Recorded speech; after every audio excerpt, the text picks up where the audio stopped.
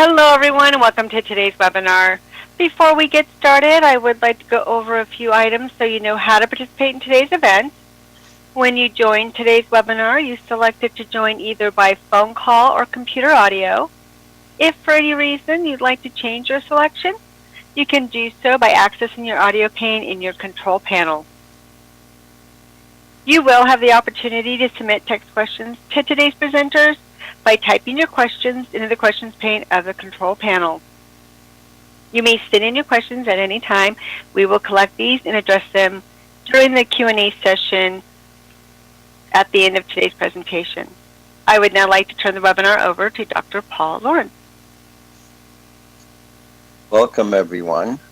My name is Paul Lorenc. I'm an aesthetic plastic surgeon right here in beautiful New York City, the busiest city in the world at the moment, with everybody from the UN. I'd like to also welcome my co-host today, Dr. Kyungkook Hong, who will be joining me and also giving some of the presentations.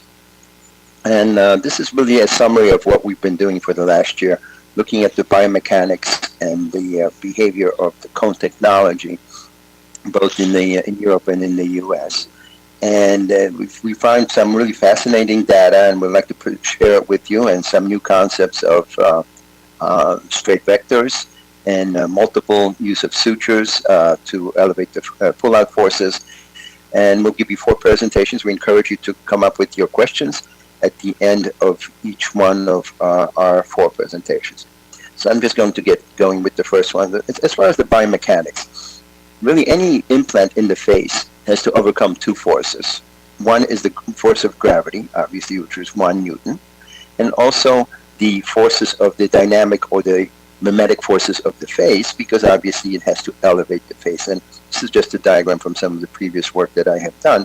An interesting thing is that you have to, in order to elevate the soft tissue in the midface and in the neck, you have to be, the force has to be larger than 3.5 newtons, and that's the summation of the gravity and the mimetic forces. So again, an implant that is strong in the neck will work. And this is the data again from in the past, measuring the forces, the mimetic forces, as I mentioned before.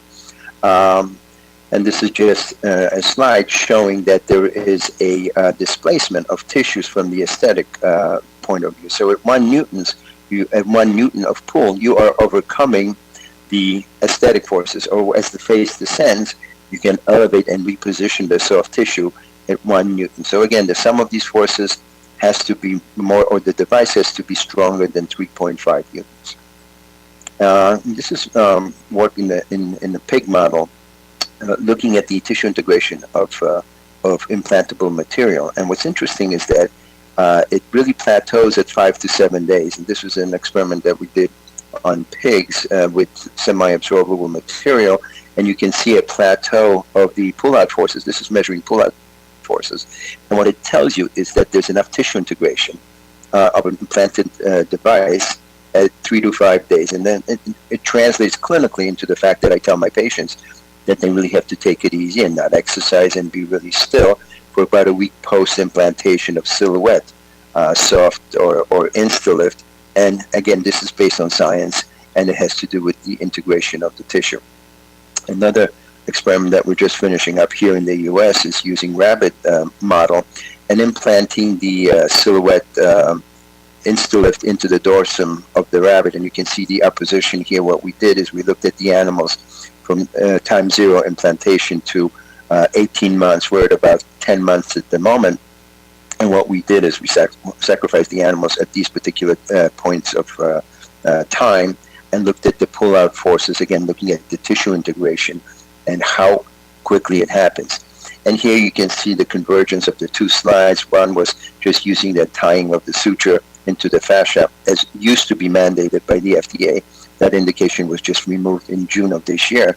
But see how quickly at 3 days, it doesn't matter whether you tie it to the fascia or it's just in the subcutaneous tissue.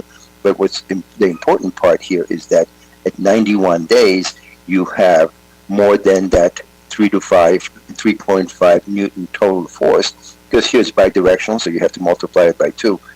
But the point is, again, that Silhouette lasts long enough, certainly, to elevate the tissue, certainly in this animal model, at at least at 90 days. It's all about vectors.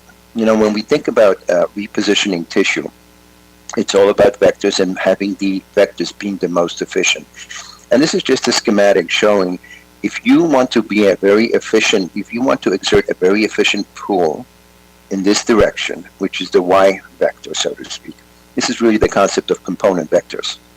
The line has to be perpendicular. It has to be at 90 degrees to the point of pull. So if this is the nasolabial fold, you have to pull at 90 degrees. And this is a function of sine and cosine of the angles. Look what happens when you apply that force at 45 degrees, and this is represented by the red arrow. You lose 71% of the effect.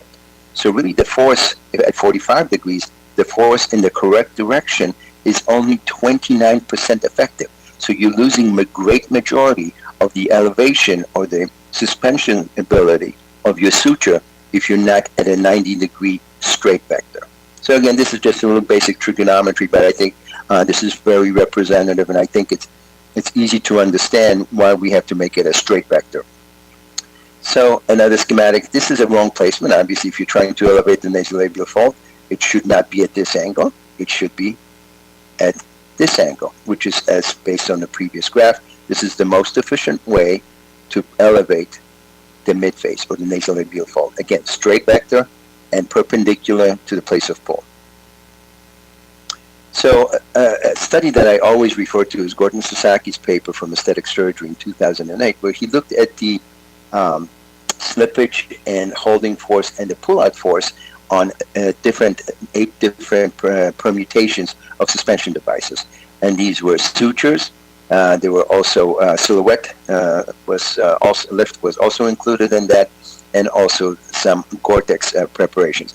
And again, I won't bore you with all the specifics, but basically what he measured the slippage, the initial slippage, the holding force, and finally the pull-out force in a fresh cadaver of the midface. And his point, the end point was a 5 millimeter movement of the midface in the cadaver. What was interesting is that you can see at all of the slippage. So here we have the holding force, slippage force, and what I think is the most important is really the pull-out force, because ultimately that's what really matters, whether you can suspend the midface or the neck or the jowls in a superior position.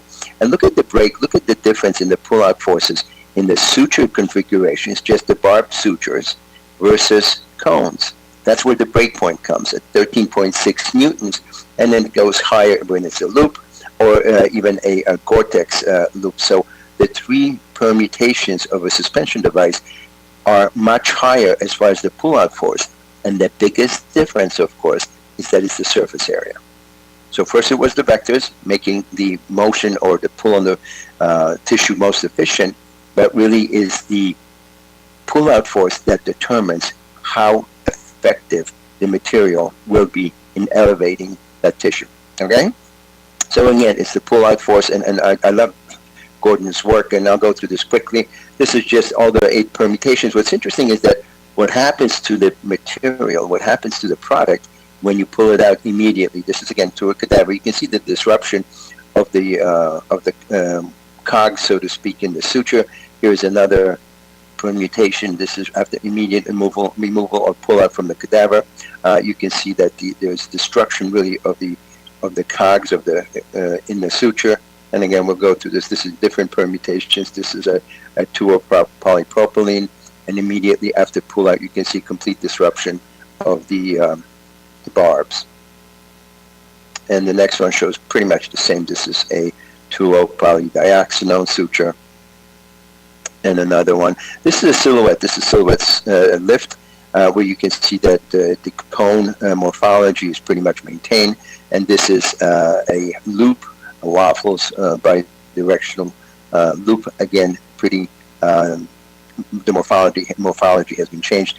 And lastly is the Gore-Tex, and you can see that it's huge surface area, therefore the largest pull-out force, but the morphology of the material is changed with the pull-out from the cadaver. But basically, what the conclusion that Gordon reached was that there was a difference in efficacy in across the range of all of the products. The slippage tension and pull-out tension was totally related to the surface area, to the 3D structure of the product. So the higher the more of a surface area there was, the more of a pull-out force it had. There were morphological changes, obviously, with each product as it was pulled out in the cadaver, and compared to barbs. Because what happens when you cut barbs into a suture, obviously you are destroying or weakening this tensile strength of the suture itself by definition. And that's very different in cone technology because the suture is not affected by placement of the cone. So it's not weakened. And again, the conclusion, we already talked about that. And I love that article because it really is the only article that's out there that shows direct relationship of pull-out forces to surface area. And this is just a summary of cone technology versus barb technology. And you can see that in the cone technology is better suspension capacity, and really it's the surface area.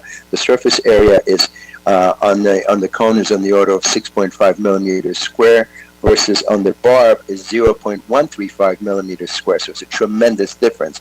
And even if you take the same distance of a product with cones and barbs, the holding force or the surface area of the cone is more than 2.5 times that of the barb. So again, freestanding cones, very different morphology, different concept. And on the right, you have the barb sutures and the way that by cutting into the suture, there's a weakening effect. So silhouette structure, you're all familiar with it. It's really just cones with sutures and separated by nuts on 23 gauge 10 centimeter needles.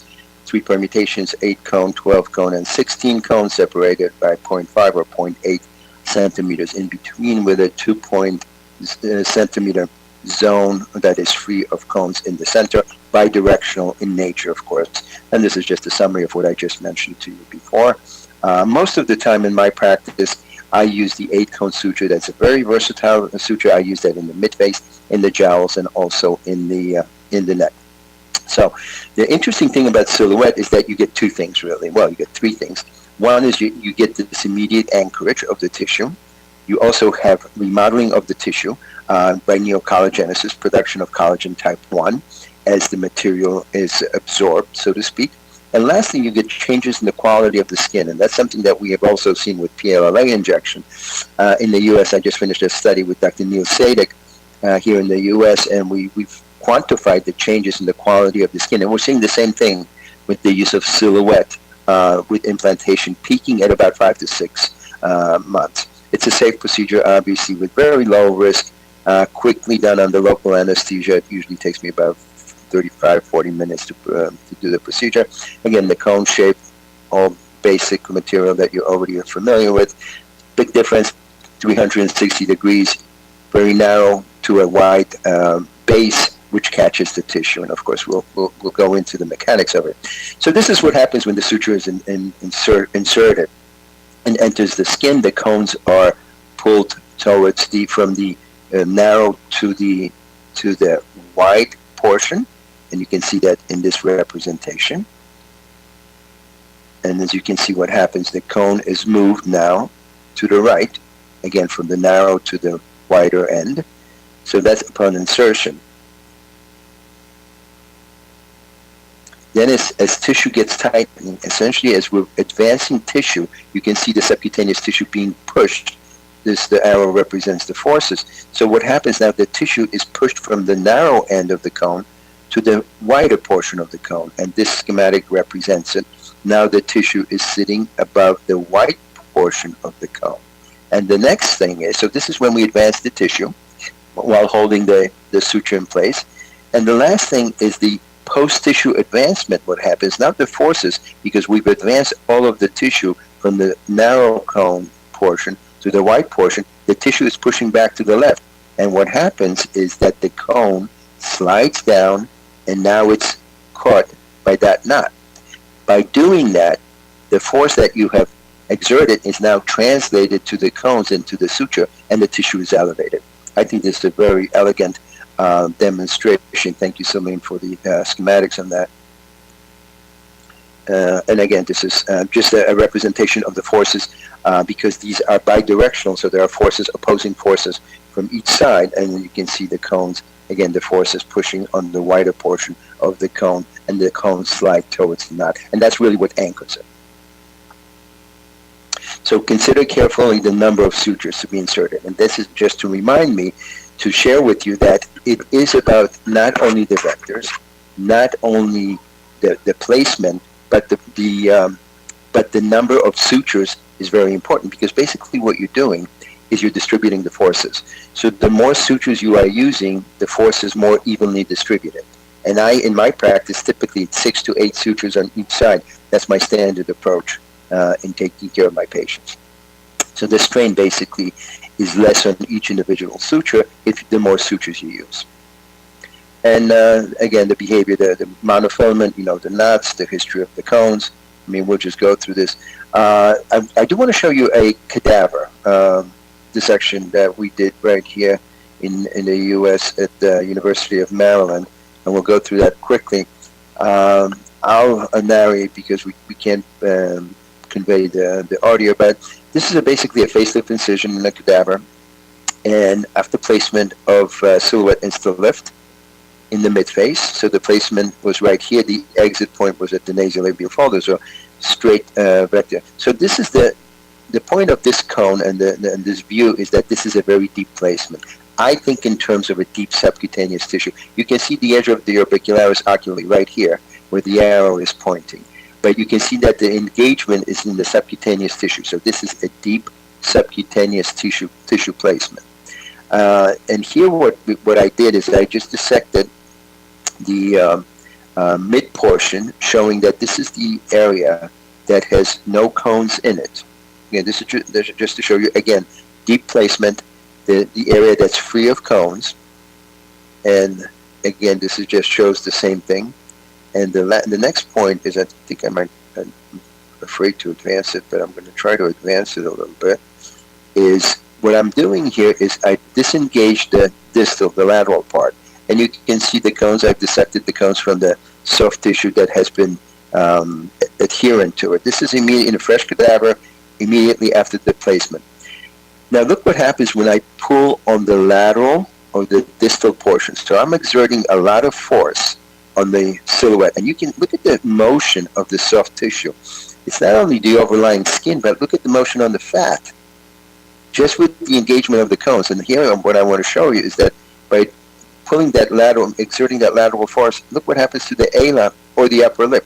So this is a very strong, as per Sasaki's article, this is a very strong holding force. And this is exactly what's shown right here. And the last part that I won't bore you is when I apply a lot of force on the suture, it breaks right in the middle, of course, just exactly where it should break, right in between the two opposing bidirectional cones in the center. So just a couple of things about the placement. So this is a bidirectional suture. It anchors on both sides, right, because you have opposing cones. And A will really maintain the results because it's a denser area. And B is the area that you advance the tissue towards the entry point. Keep in mind, bidirectional, you're using it to your advantage.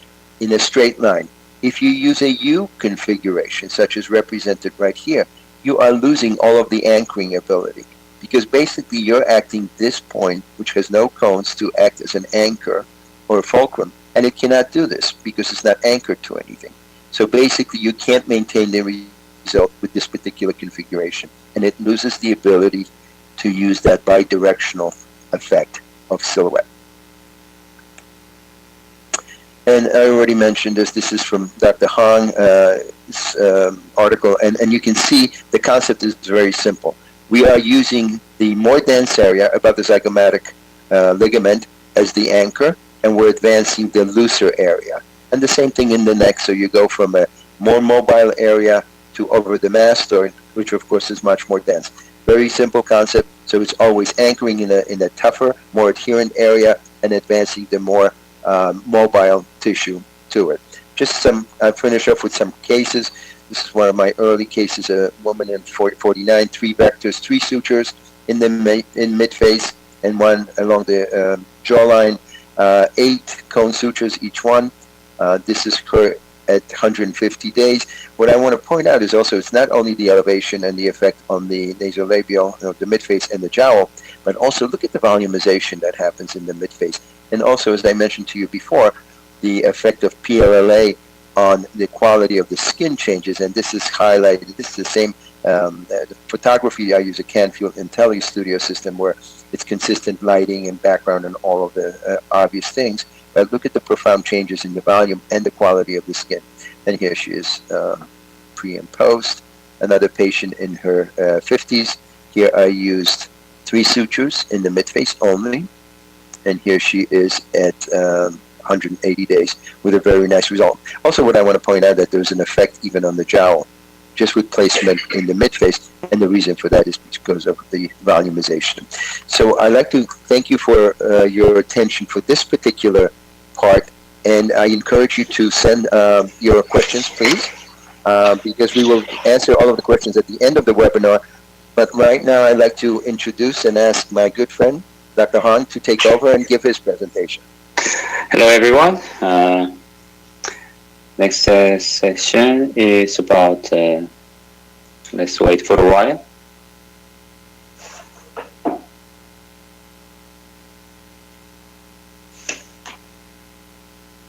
Okay.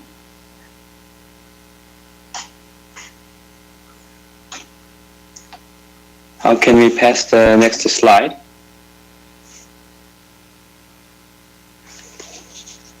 Okay. This time, the title is Why the Use of a Multiple Suspension Suture Leads to Optimal Results.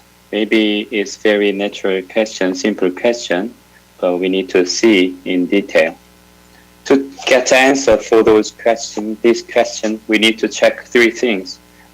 First, what is the composition of the facial fat and the difference in mobility of facial zones, and how each design pattern delivers the traction, and how the number of suture affect tractional force and distortion of surrounding tissues.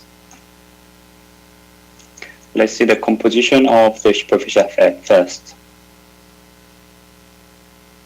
As we all know, the facial fat is composed of many fat compartments, and each fat compartment is demarcated with a septum and retaining ligament.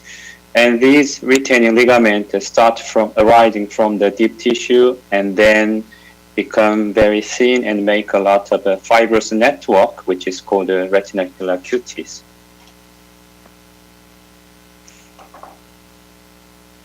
And among the lot of retaining ligament, zygomatic ligament and mesenteric ligament distinguish between more fixed zone and more mobile zone. And the retaining ligament and its fibrous branch play a pivotal role in delivering traction of the suture to surrounding tissues. And let's see the difference in mobility of facial zones. As we see in these pictures, we can see the yellow part does not move very well during the facial expression, but violet colored area move a lot through the facial expression. So, briefly, the lateral side is usually more dense, so less mobile, and anterior side is more mobile and soft area. And landmark for dividing these 2 areas could be mesenteric ligament and zygomatic ligament. And this difference should be considered during the design of the suture pattern. And this shows that how suture we're gonna move during the facial expression. We can see that this anchoring part does not move very well. So it represents that this area can provide a very secure anchorage. Then how each design pattern delivers the traction.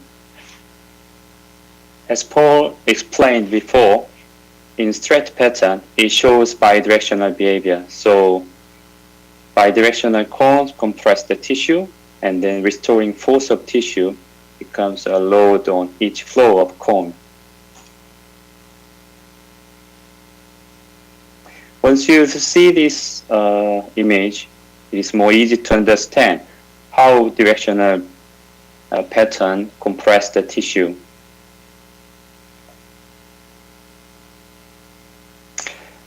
Once all the tissue resistance is equal, which means that all the tissue density are equal, both sides of the tissue takes the same traction. So tissue we're going to gather in the center of the thread. However, in our actual phase, there is asymmetry. So the tissue resistance is stronger in one side. In that case, stronger side become tagged as anchoring side, and then tissue move toward more in dense area. So this is bidirectional pattern. So this area more dense, and this is more mobile. So instead of gathering the tissue in the center, B part, we're going to move upward. This is how bidirectional design work actually. And this is U or V pattern. I saw that many doctors still prefer to U or V pattern. Once we put in this way, it becomes unidirectional. So all the cones grab the tissues, and this less than 2 centimeter sized 3/0 thread become a counterpart for all some of the all traction of each cone. So it makes a cheese wiring. So it slides down the tissue. So anchoring side will sliding down. So it could be one of the reasons for early relapse of ptosis. Of course, in this design, initial tissue movement is longer than straight pattern, thanks to longer distance between the entry point and exit point. So it can provide more obvious initial result. However, it does not last a long time, so it can bring some disappointment to the patient. So this is example of the unidirectional pattern, U or V pattern.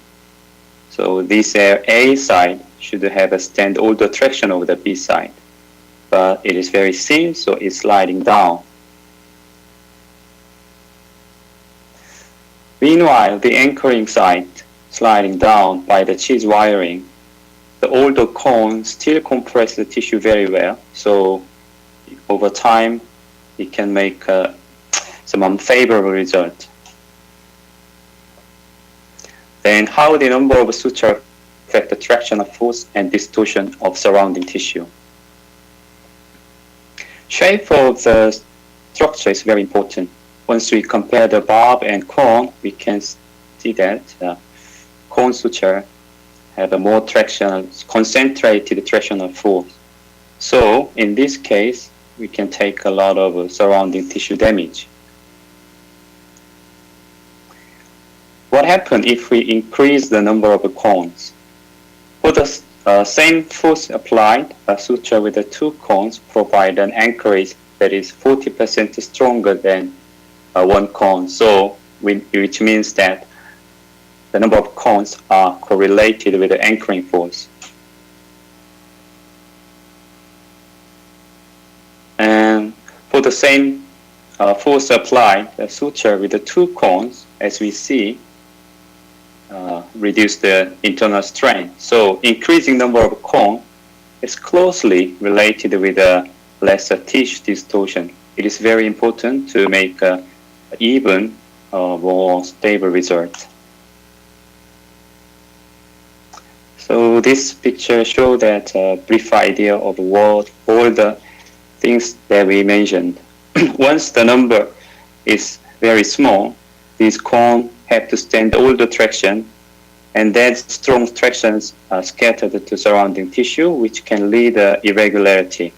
Once we put more suture, each cone need to stand less tractional force, and then surrounding tissue also have to stand more less tractional force, so make a more even result.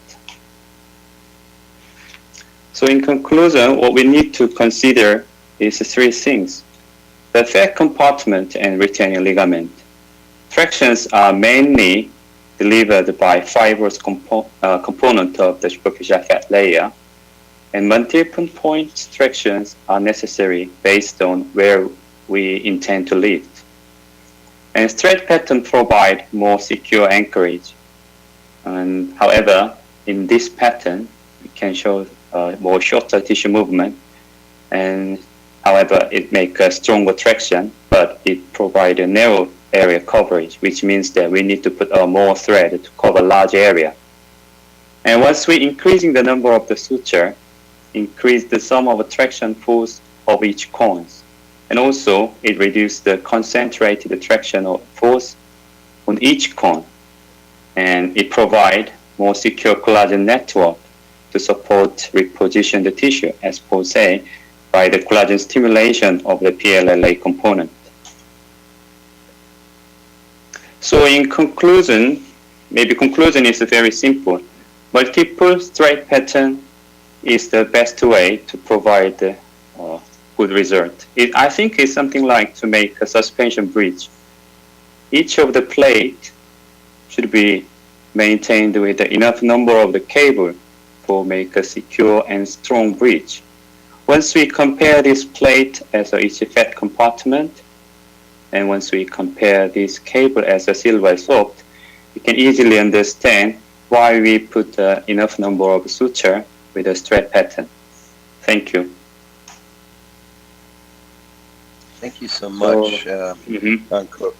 Thank you so much for that great presentation. And so I encourage our audience to submit questions, please, online, because after each presentation, I think it's just fresher in your mouth, in your mind. The other thing that I'd like to do, the next one is, if I could have my next presentation.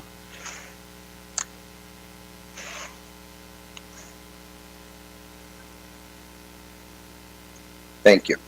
Next subject is really science-based silhouette soft treatment plan. And I'd like to discuss with you what I tell the patient, how I present it to the patient, the reasons, really the conceptual reasons why, and I'll try to slow down because that corrected me about being a little bit too fast. I'm just so anxious to share the information with you. But it's about how you present it to the patient and really put it in realistic terms to the patient, because I think just in that you can assure a greater success if you're realistic with the patient and straightforward with the patient.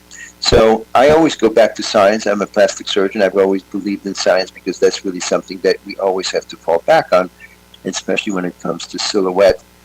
It's about the straight vectors, it's about the holding forces, it's about the distribution of the force in a number of sutures, not just one suture. And obviously all of those concepts are basic concepts that you apply in your everyday use of silhouette.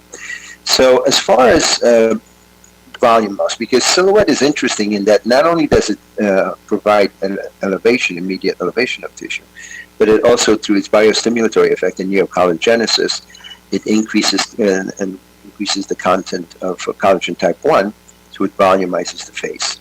And as far as bone resorption, I don't have to tell you how much really that occurs as we age. You said you have this sort of internal rotation of the midface where the maxilla internally rotates. You have this loss of volume around the orbit, and then of course you have resorption around the mandible, and that all translates into volume loss throughout the whole face. But in conjunction with that, of course, there is volume loss, bony resorption, loss of the fatty compartments. And again, Joe Pessa and Rod Rourke, I totally respect them for what they did in documenting the compartmentalization of the fat of the midface. But what it does, what happens is that it creates that tear trough depression. It creates the pronounced nasolabial fold, the jowling, the marionette lines, and that all has to do with loss of volume, descent of the superficial fat, and really loss of the deep fat, which can be enhanced using silhouette.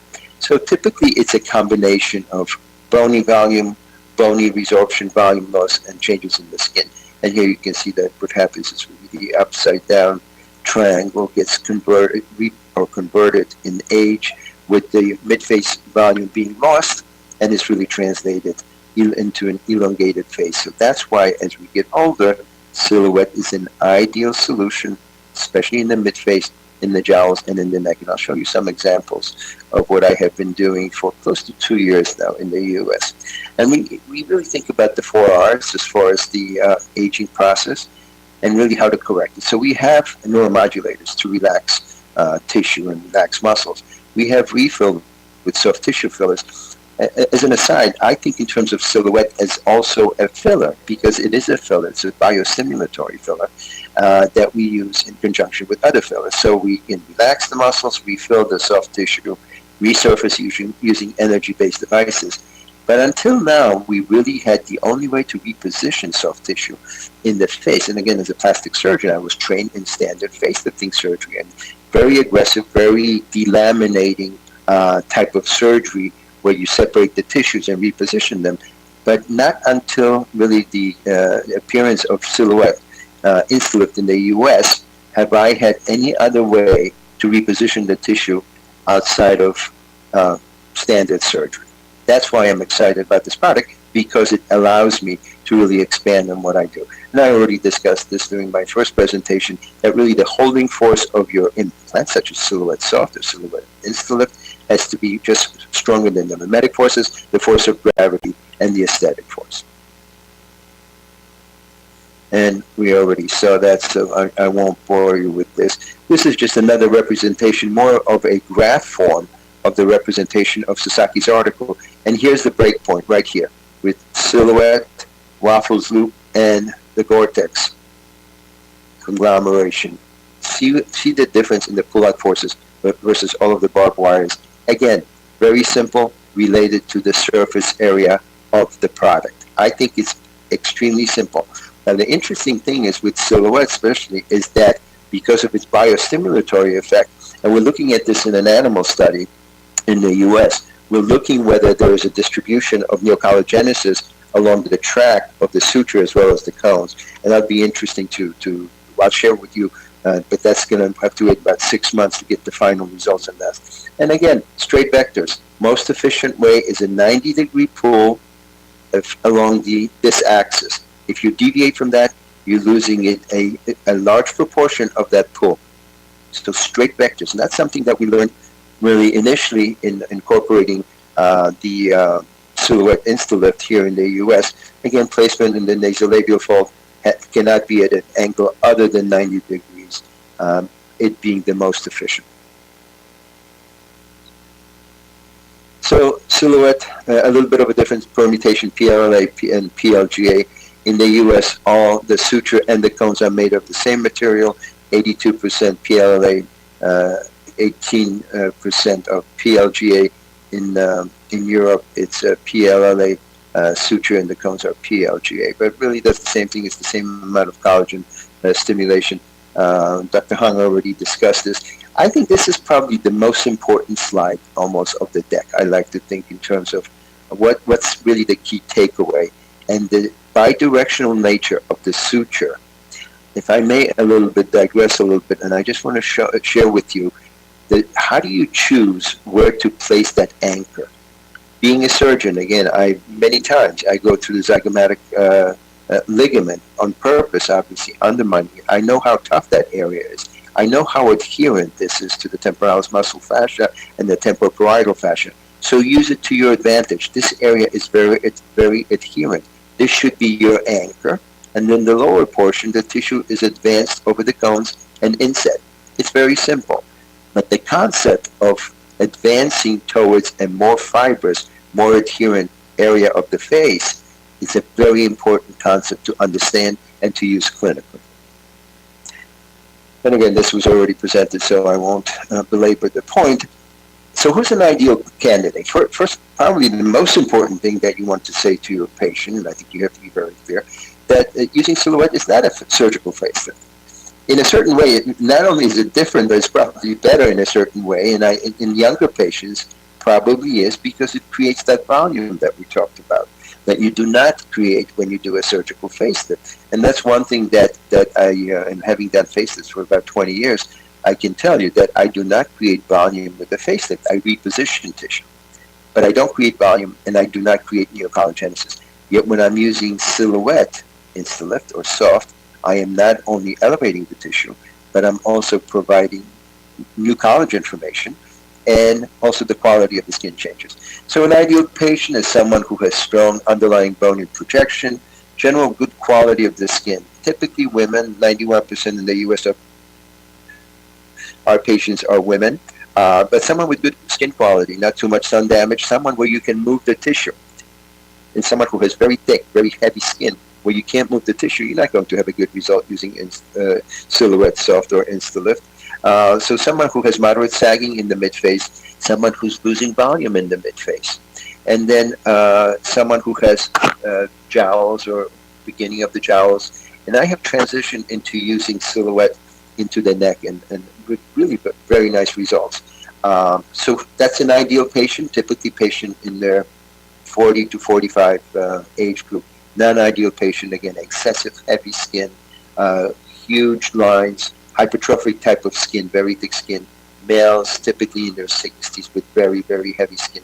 I would not recommend using Silhouette necessarily because the result will be less than possibly ideal. So again, patient previously presented in her late 40s. Concept of vectors. What I do, and after I present the pros and cons, obviously, to the patient, I outline the vectors. I do have the patient sit in an upright position, and what I do is I start from the point of action, I call it. So I always mark the area that I want to elevate first. So that's my first marking. Then using the ruler that is provided by Silhouette by Sinclair, I mark a 5 centimeter point. This is going to be my point of insertion, and then another 5 centimeters in the point of exit. It does not matter whether this is in the hairline. It's certainly not an issue. I like the concept of using 8-cone sutures because they're very versatile. In a patient like this, if I were to use a 12-cone suture, I would be exiting someplace here, and that's a little bit more cumbersome. And again, mark the patient in upright position. Always mark the area that you want to elevate most, and then work backwards. And here she is at 14 days immediately and at half a year. Another patient in her mid-50s, I placed 2 8-cone sutures in the nasolabial fold, 2 also in the jowls. So you see that there's a difference in the vector, and vectors are so important in applying this. So here's that my point of action, so to speak, and everything is marked backwards. As far as the jowls, I tend to be much more vertical.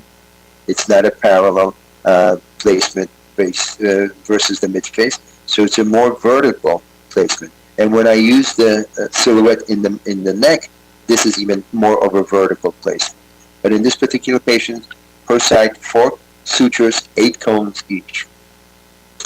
And here is the patient at 120 days, and you can see nice volumization of the midface, nice effect on the jowls and on the nasolabial fold. So again, 2 sutures in the midface and 2 sutures in the jowl. Next, another patient in her mid-50s, just placement in the midface. And the point and the reason that I present this particular patient is that the placement and volumization of the midface has an effect on the jowls. And I think that's an important thing to keep in mind. Just like elevation of the jowl has an effect on the neck, and I'll show you that later. But here I placed 3 8-cone sutures on each side, so that's a total of 6 sutures in this particular patient. And here she is at 180 days. Very nice volume, again, volumization of the midface, pronounced effect on the nasolabial fold, and also effect on the jowling as well. And patients simply love this procedure because there's very little downtime, 1 to 2 days, and to have an effect like this, again, it's amazing with a pretty straightforward procedure. So here she is at half a year. I just want to share this patient with you. This is a patient that we did a training program for, and her main concern was the jowling and the neck. And the vectors that I used, straight line vectors, 3 sutures, jowl, a little bit more vertical, obviously, and then the neck, 2 8-cone sutures, more horizontal. My placement for the neck suture is, one is just underneath the border of the mandible, 1 centimeter, and the other one is the first cervical crease. So the lower one is at the first cervical crease, comes out right in the center, and goes over the mastoid, straight line. One little tip that I like to share with you, patients who have a pronounced platysma, medial platysma border, I tox them with a toxin usually a week before, 25 units into the medial border of the platysma. I think that just softens the pull of the muscle on the lower neck and gives a better result, and just overall a better result in using silhouette in the neck.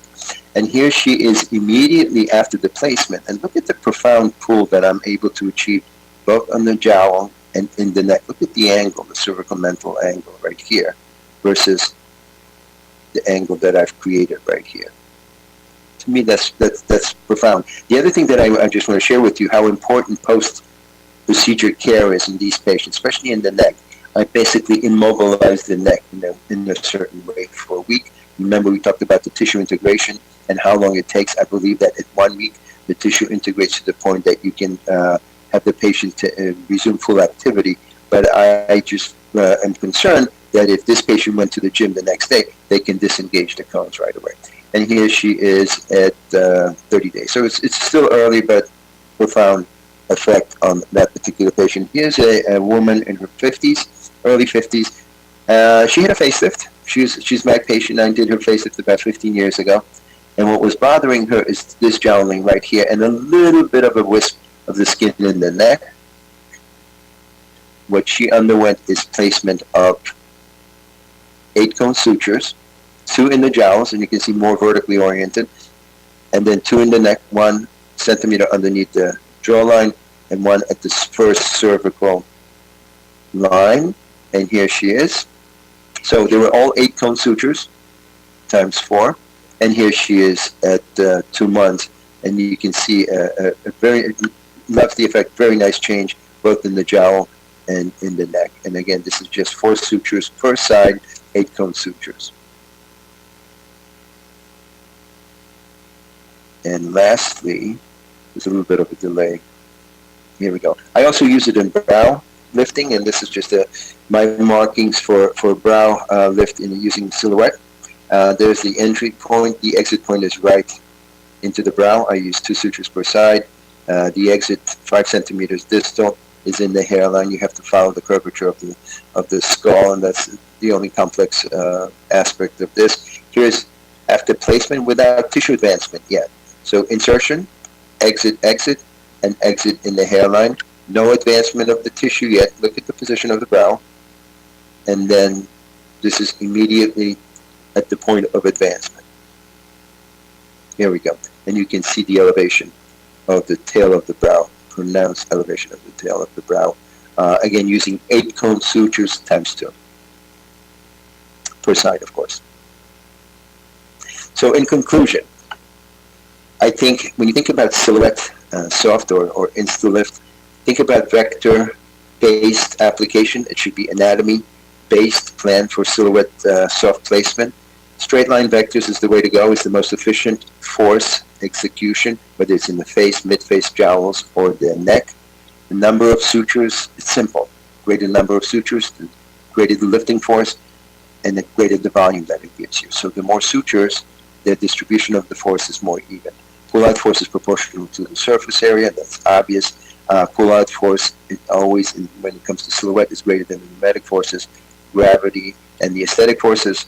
And really think in terms of what I think in terms of it's really a combination of suspension, volumizing, and actual textural changes of the skin. As far as payment, I charge per treatment. I do not charge per suture.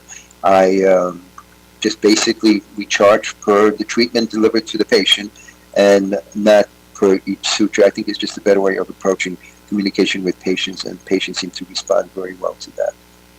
So next, thank you. Next, I'd like to turn it over to Dr. Hong, and who will talk to you about the positioning of silhouette. Kyungkook? Okay, thank you, Paul. Let's move to the next topic.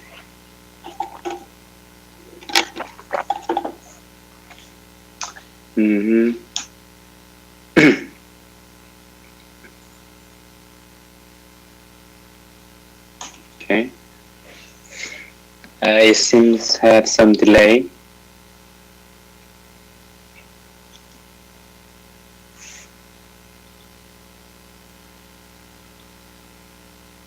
Okay.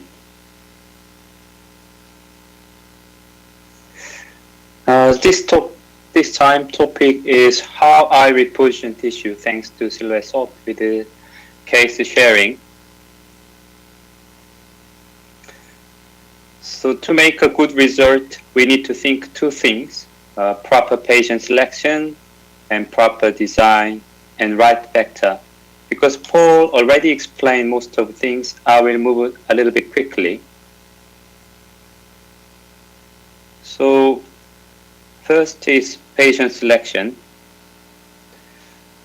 Those are ideal patients, not too thin, not too thick skin, and moderate degree of the sagging. And these are non-ideal patients. Some are hypertrophic, excessive thin skin, photoaging skin, too thin skin. Maybe we can make some result to this kind of a patient, but we know that this is not an ideal patient for the Silhouette Soft. Then how we select right vector and design?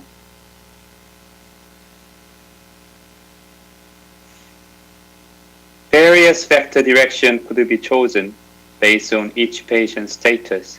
But in the middle face, as Paul explained, perpendicular to the nasal labial fold seems to be the best. Lower face is a little bit complex, especially in jaw. So the best way to choose the right vector and pattern for jaw is assess the direction by pulling the tissue. Ideal vector is where maximum tissue movement can be achieved with the same traction. And jawline, I think the parallel to the mandibular line seems to be the best.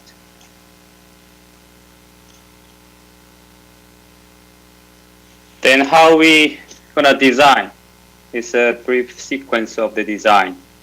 First, make a decision for the area needing to be repositioned, and then make an exit point for the movable area. And at about 6 to 7 centimeter distance from this exit point, make the entry point. And then again, about at 5 to 6 centimeter distance from the entry point, make another exit point for the anchoring area. The reason why I prefer to make a little longer distance of the lifting side is that sometimes if we pull the tissue too much, we can see that pop out of the knot. In that case, sometimes we need to sacrifice the one cone.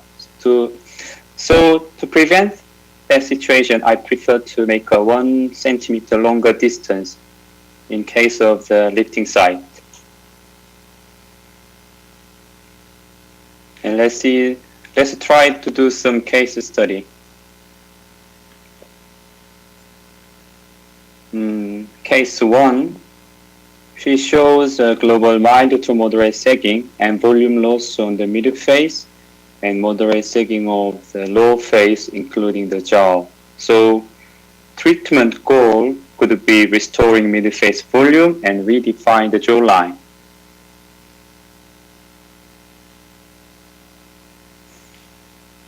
This could be, I think the slide is a little bit messed up. Maybe this point could be the first lifting side exit point. We can choose a middle point of the nasolabial fold and lower face of the nasolabial fold. And then from the 6 to 7 distance, we can make a first entry point and then make another exit point for the lifting side. Usually, the highest entry point could be placed around this area, which is corresponding to around the 1.5 centimeter lateral or 2 centimeter inferior from the lateral contours. But it should not be around here exactly, but for convenience, we can imagine the entry point could be around this area. Maybe we can put more suture with the 3 suture. And for improving the low face, we can choose a little more vertical vector. Make a first entry point where we want to lift up. So maybe one can choose a lower portion of a marionette line, or the other point for the posterior border of the jowl. And then from here, calculate the back again, 6 to 7 centimeter. Maybe this first entrance, usually around the cross point of the vertical line from the lateral contours, from 1.5 centimeter from lateral contours, and the line between nasal ala and the contours, tragus, and make another parallel design.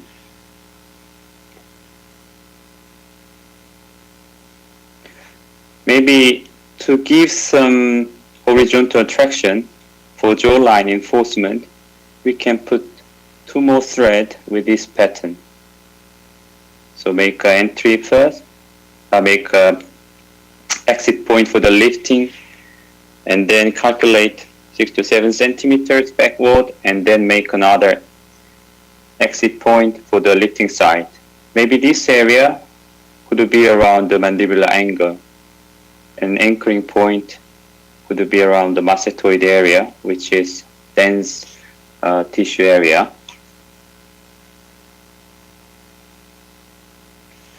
Next, we can put like a fanning way, with such a way to lift all the tissues. You can choose anywhere you want to lift up, but I recommend 1 centimeter interval first, interval of each entry point, and then lifting side exit point maybe around the 0.5 centimeter interval. And second case, similar, mild to moderate volume loss and sagging of the middle face, and mild sagging of the lower face. So treatment goal could be restoring middle face volume and redefine the jawline.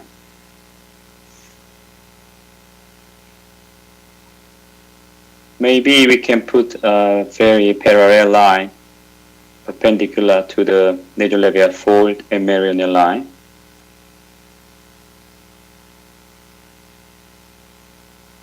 Maybe if we are trying to more focus on the jowl and the jawline, make a little more vertical too, and then make a horizontal too beneath the mandible. And this is my actual case. Young patient who has a mild volume loss on the lateral cheek and mild sagging of the lower face. So treatment goal was restore volume and redefine the jawline. So I put the thread a little bit perpendicular way.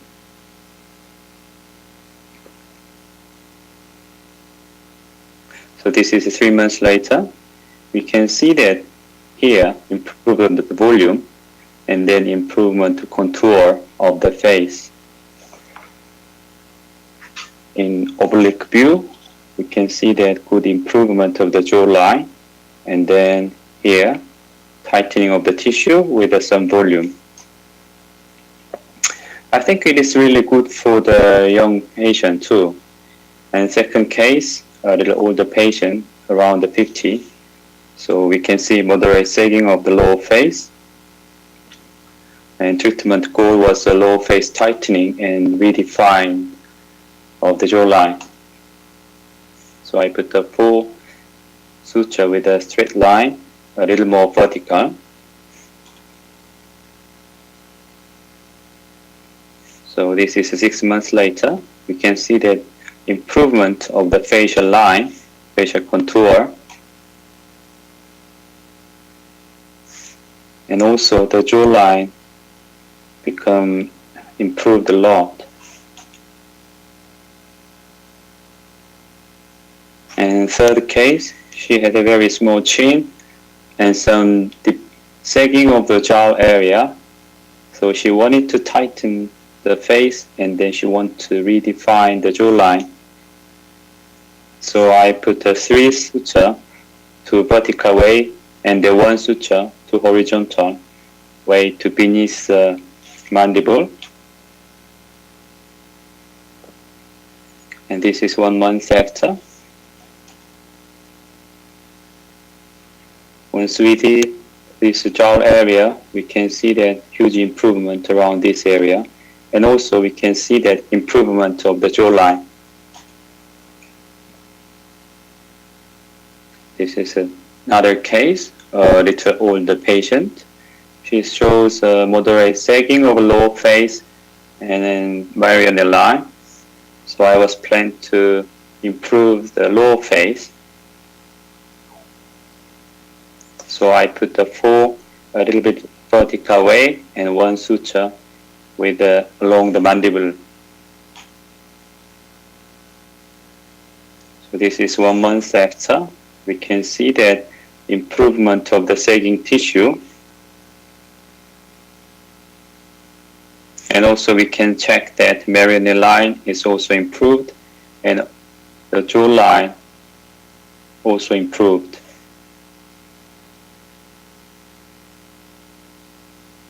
Another case, very young patient. I'm not sure it was exactly proper ideal candidate for the silhouette, but she wants to improve the jawline. So I put 2 suture.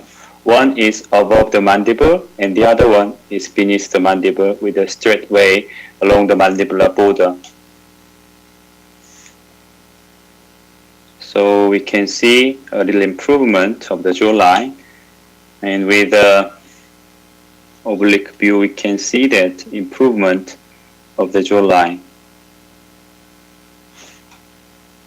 The other case, young woman, she wants to improve marionette line and want to improve the obscured jawline. So together with the same way with the previous case, I add 2 more threads to give us some little traction with a vertical way on the jaw.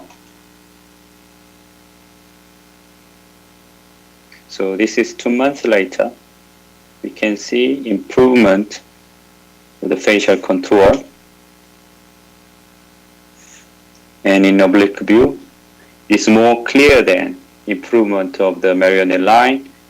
And then tightening of the tissue, we can see some volumization around here, and then jawline become much more clear.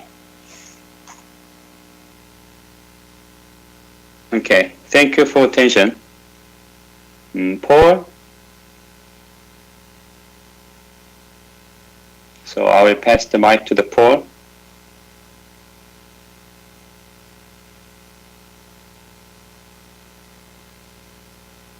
Hello, Paul. Could you turn on your microphone?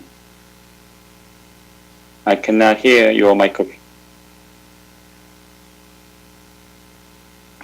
Can you hear me now? Okay. Yeah. Okay. It's clear now. Thank you, Dr. Hong. Thank you, Kyungkook. That was wonderful. I wanted, before we go to the questions from the participants, if you had to pick one aspect, one concept that you have learned through the use, and you've done hundreds of these cases, one aspect that you would say was the most important factor in assuring a good outcome in using Silhouette Soft? I think there's a number of of sutures. Is it patient selection? Above all things, the number of the suture is critical, I think. No matter how we design well and how we choose a proper patient, if we put 1 or 2 threads, I think it's not easy to make a good result. Previously, we tried to put a small number of suture and trying very hard to make a good result. But after we started discussion with you guys, we realized that put more suture can provide more secure result, and then we can increase the patient satisfaction. I totally agree, and I think the concept is that you're redistributing the forces more evenly and throughout the whole area, and I couldn't agree with you more. So what we have is our first question, and I'll go to you with that question, and then I'll follow up. So our first question is, how can one avoid injuring blood vessels in the temporal fossa when exiting the posterior to the hairline. When you're exiting all the way up here, how do you stay away from injuring blood vessels? For me, sometimes it is I cannot escape from the bleeding, but I try to reduce the bleeding by putting enough lidocaine with epinephrine during the anesthesia, and then try to be superficial. As we know, the big vessels are usually placed around beneath the superficial temporal fascial layer, so our insertion layer could be around the subcutaneous fat. Of course, we cannot escape the tiny vessels or some veins, but I think with maintaining proper depth, I think we can prevent such a huge bleeding. I agree. I think you would have to be way too deep to injure the temporal artery, which really almost conceptually hard to conceptualize. I totally agree about the injection point, the insertion point and the exit points should be injected with lidocaine with epinephrine. Absolutely, because it it constricts the blood vessels. And lastly, especially in the neck, because it's the same concept that as you come out, the exit point has to be more superficial. I do the same thing when I'm over the mastoid, and I do the same thing when I'm in the hairline. Over here, you're much deeper, of course. And I think just keeping anatomy, the sort of the three-dimensional anatomy of that each particular area in mind, I think just it doesn't guarantee that you won't injure a blood vessel, but it certainly lessens the incidence of that. So I have a question to you. Our second question is, do you ever use a U pattern when you use silhouette soft? How is your experience for U pattern or V pattern, Paul?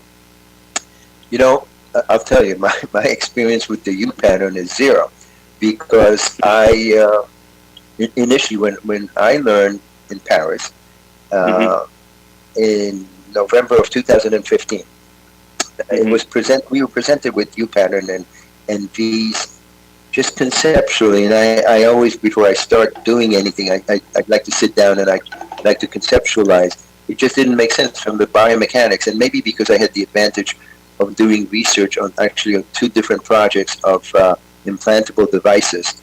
One of them was co-opt, the Endodyne system, and the other one was the Muvan system by J&J.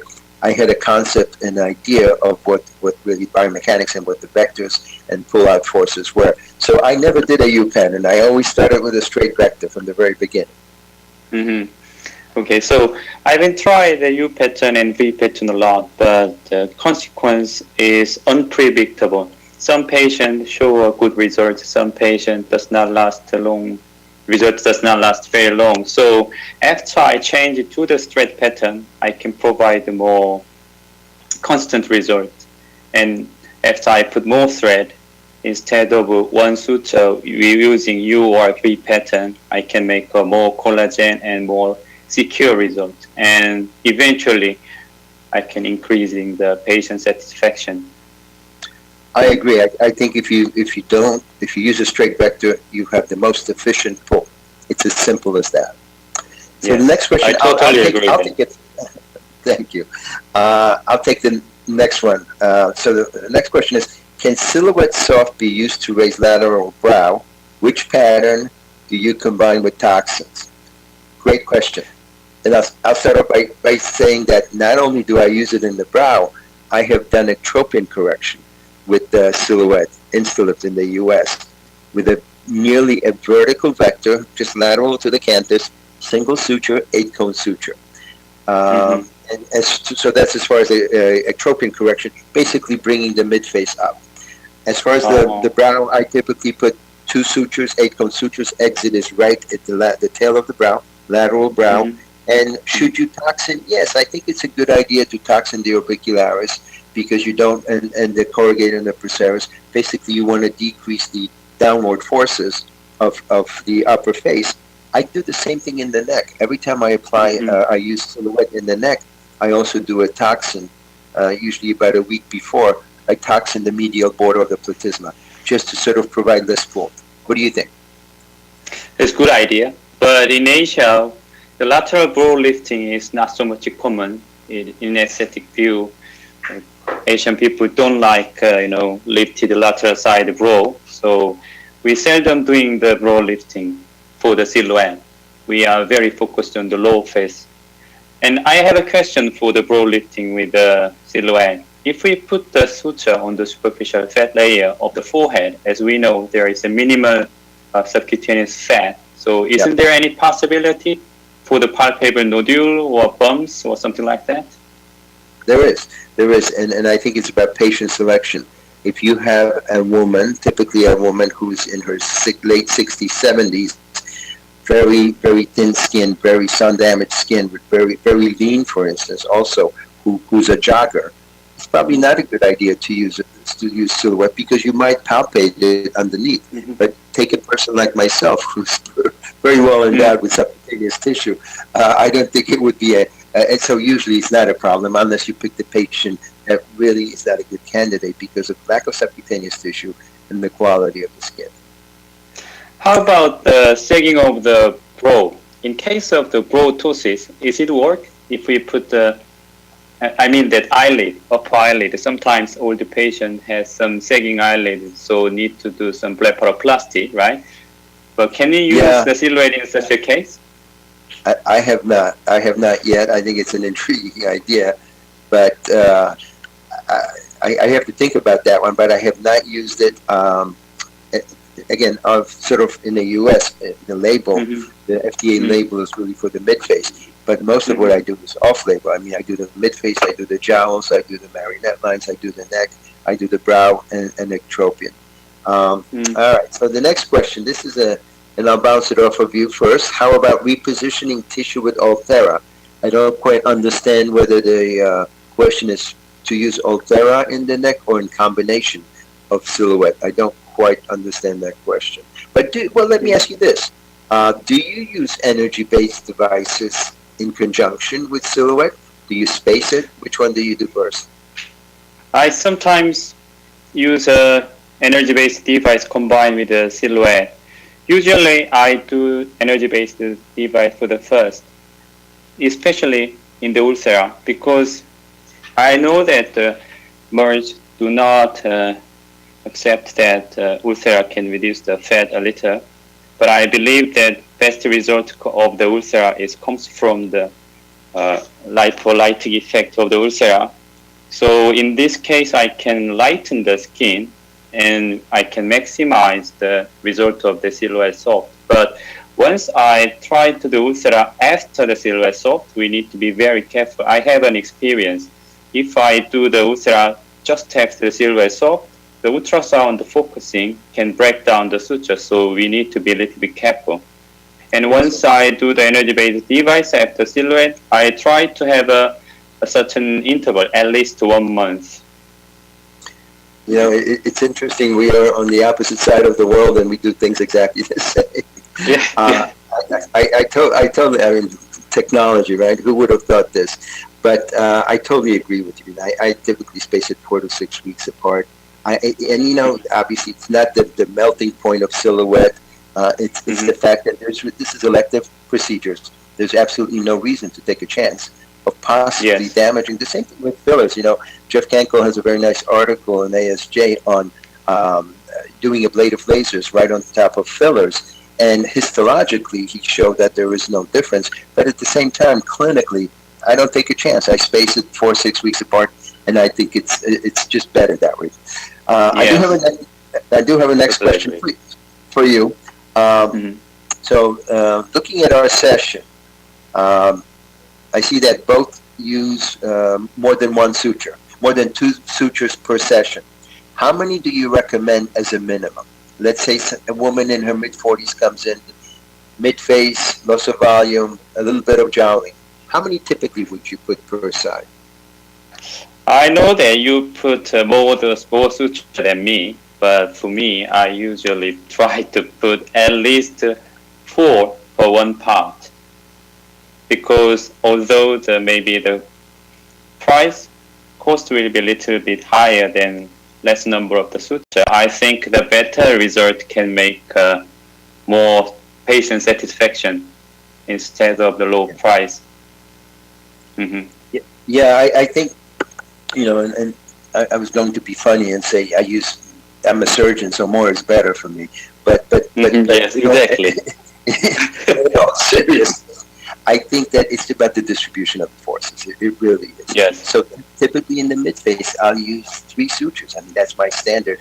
And there's no such thing as a standard because obviously you individualize it. But typically it'll be 3 sutures in the midface, 2 in the jowls, and at least 2 in the neck per side. I mean, that's just my approach. I vary it from patient to patient. But I think the takeaway from that, both your comments and I think my comments, is that more sutures have more of a predictability of a result and have more lifting capacity. I mean, it's pretty straightforward. It's the surface area and the distribution of the forces. Totally agree. Okay, so there's another question. The result is immediate, but will it relapse a little? When will you get the best results? If I may take that one, and then I'll like to hear your comments. So, yes, of course, you get the immediate lifting result, and then you get the biostimulation, you get the neocollagenesis type 1 collagen being produced. What I see in my patients, the peak effect, including the quality of the skin improvement, is at 5 to 6 months after placement of the suture. And I see that, and I showed you in the examples that my clinical examples that I used, those patients typically peak at 5 to 6 months as far as volumization. And again, there's this change in quality of the skin. That's PLLA and PLGA, just stimulating collagen. The skin becomes more pliable. The pores are smaller. It just even has a different character appearance on photography, as you saw. What do you think? I totally agree. Once we consider the foreign body reaction, which means the collagen stimulation, we need to have some time. Maybe after 3 to 4 months later, we can see a better result, I think. Yeah, I totally agree there. Yeah, it's one of those, silhouette is one of the very few modalities that you can get these sort of, I think in terms of a triple effect, this immediate lifting, volumization, and then the quality of the skin changes. Patients, it's funny because patients just come in beaming, and rarely do you find that because it's a combination of all of these different factors. Now, I have a question for you, Kyungkook. Why do you recommend 12 or 16 cones for the neck? Which pattern do you recommend? So give us your thoughts on the use of silhouette soft in the neck, the number of cones, the number of sutures.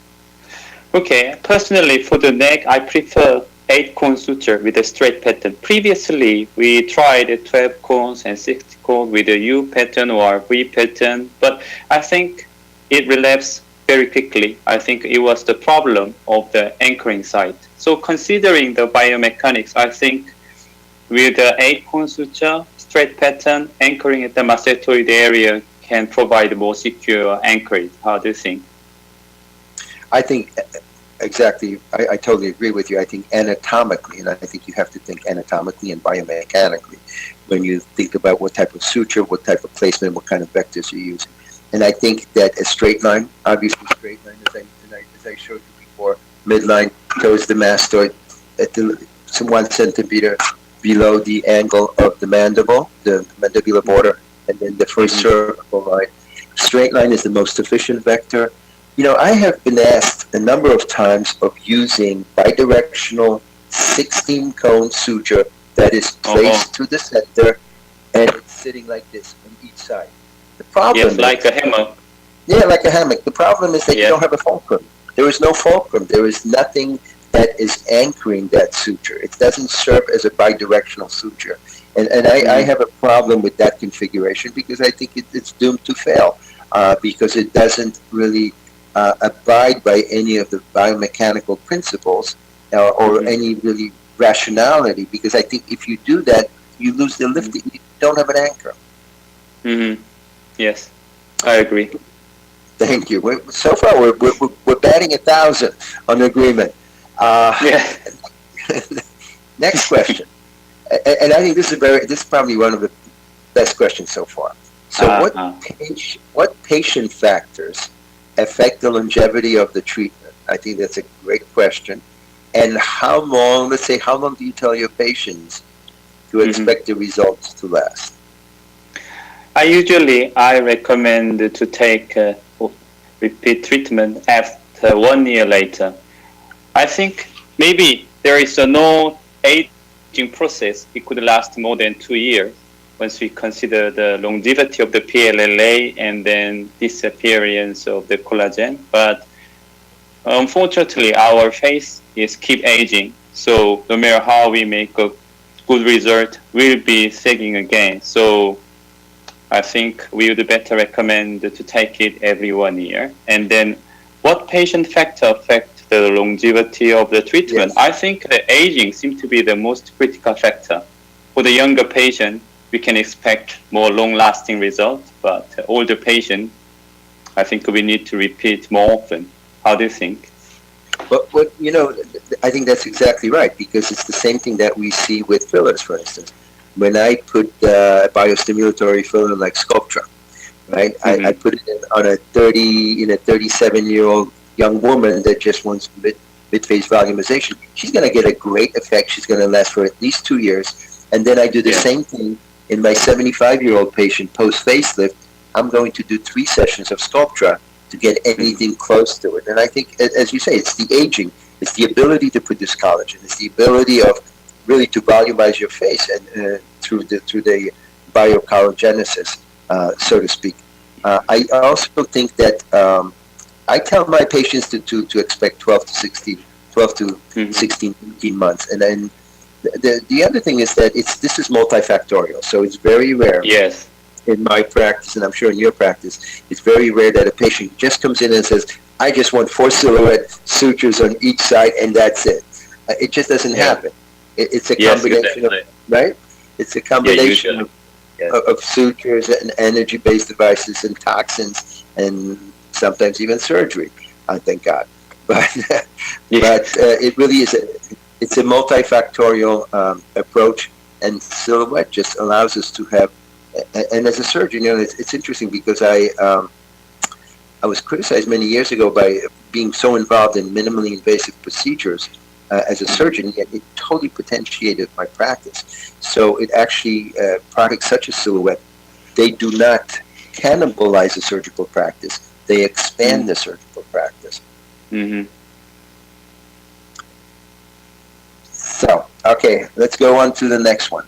Can I put threads, really sutures in the face, with previous implant of Sculptra and hyaluronic acid? If yes, how long do they have to wait before putting in the sutures? What do you tell me?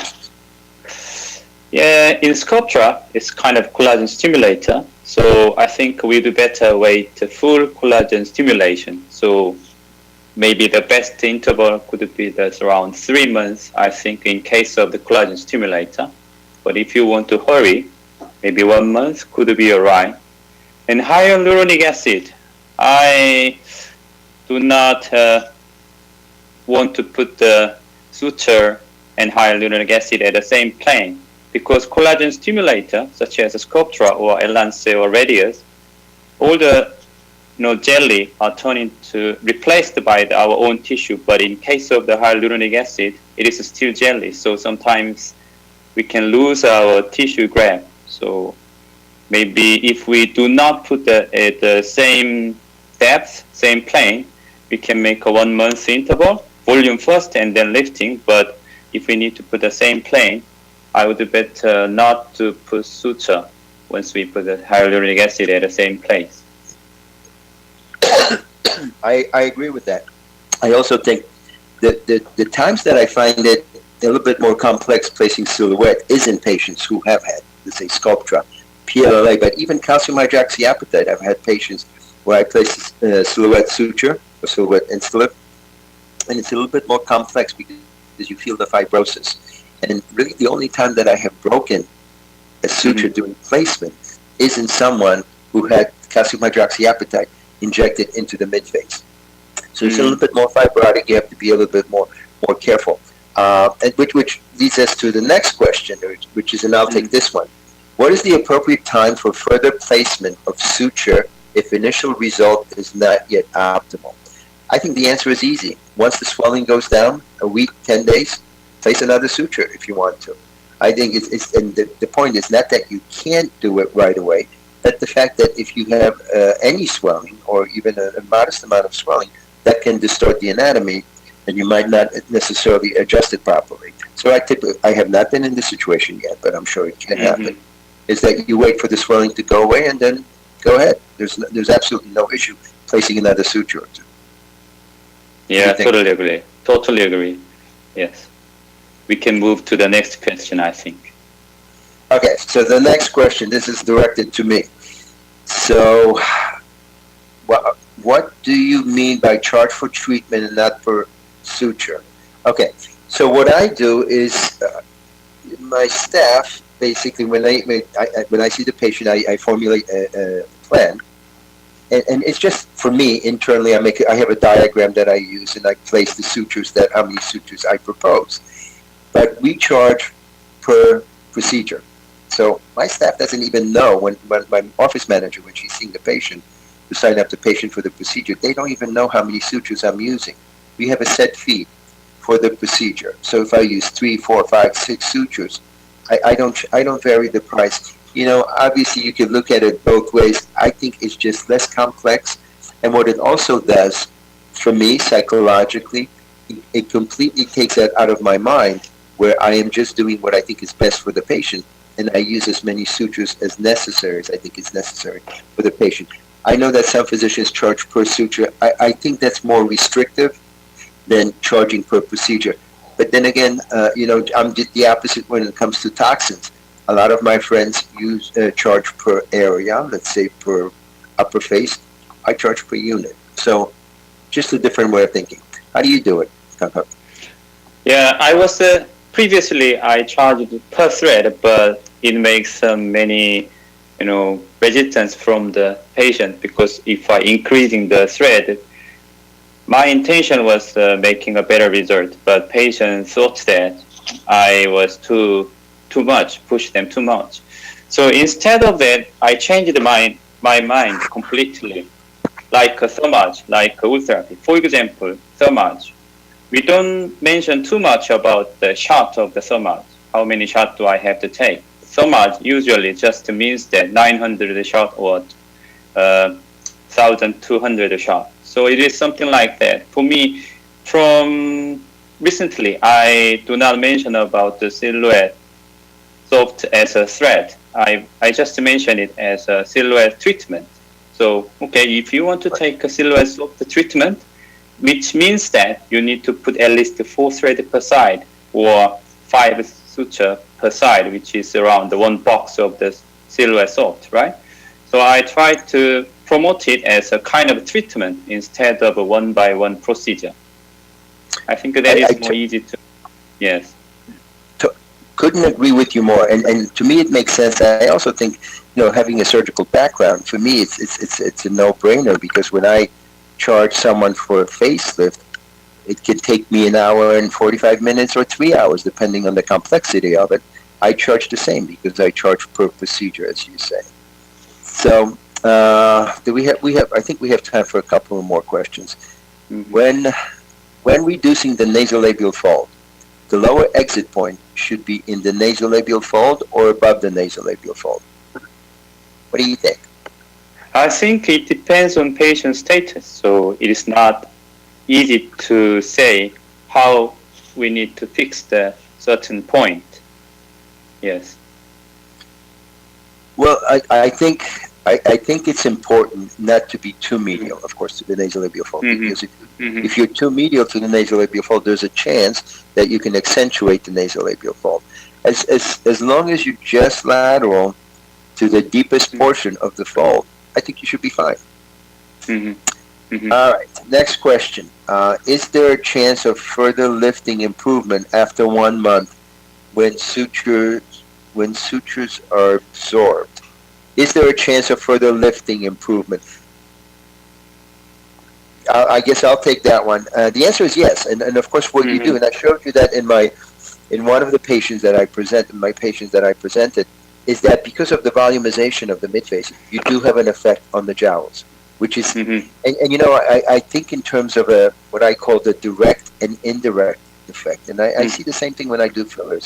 When I do fillers in the midface, let's say over the malar, I see the same thing. You have the direct effect, which is right on bone, and then you have the indirect effect on the nasolabial fold, where actually you can lessen the requirement of the filler in the nasolabial fold. So that's exactly what I see with silhouette, and it's secondary, purely secondary to the biostimulatory effect. I will next time, hopefully, we'll have the final data on the histology that we are finishing up on our rabbit experiment with pull-out forces. And we're also waiting for the histology on that, and it'll be fascinating to see the amount and the orientation of neocollagenesis along the suture and the cones. Okay. I sometimes got these questions from my patient. They asked me, okay, if you say 3 months is the best result, so which means that he lived more. I say no, because all the result comes from the tightening of the skin and through the collagen stimulation. There is no actual lifting like this. So maybe in some point of view, it could be right, but if we strictly speaking, is there actual lifting over time? I think it is not true. So we should have to explain these things more kindly to our patient. Otherwise, they can make some misunderstanding. Right. It's the really the volumization that it's a secondary effect, obviously, to the volumization. So I have the last question for you, my friend. Do 12 or 16 cone sutures have any place in your practice? Okay. I've been used the 12 cones and 60 cones a lot because when I start using Silhouette Soft a few years ago, I prefer to use a V or U pattern with a various vector. But this recently, these days, I only use the 8 cone. So I don't know where to use the 12 and 16 cone at this moment because face seems to be a little bit small compared to the length of the 12 cone and 16 cones. And the problem of the 12 cone and 60 cones to me is that the interval of each cones. 8 cone has a more shorter interval, so I think that it can provide a more secure anchorage and more tightening tissue holding ability. But 12 cone, it has around 1 centimeter interval, so it was not easy to make a proper design. How do you think about that? I think so. I think from the mechanical point of view, so we've already talked about the 8 cone suture. It's just the length of the size of the head, basically, and the distance that you have to span, really in the midface, the jowls, and the neck. It really lends itself to an 8 cone suture because the 12 and certainly the 16 is too long. I'm sure there are certain circumstances that you can use it. I've used all 3, but pretty much right now I have settled on 8 cone sutures. I think they're more efficient. They're, as you say, the spacing is different. The spacing is really 30%. Actually, there is a difference in spacing of the cones. And I think you're right in that it's more efficient, that it's more tightly packed. So in my practice, like in yours, it's pretty much exclusive an 8 cone suture use. Well, I'd like to, that was our last question. I want to thank you so much for joining me, Kyungkook. It was a lot of fun. I know you must be tired because it's past your bedtime. It's in the Korea. Almost. Yes. I'm just starting my day at 3:00 in the afternoon.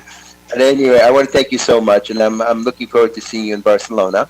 And I want to thank everybody for joining us, and I certainly want to thank Sinclair Pharma for allowing us to share this information with you and through the use of this webinar. Thank you.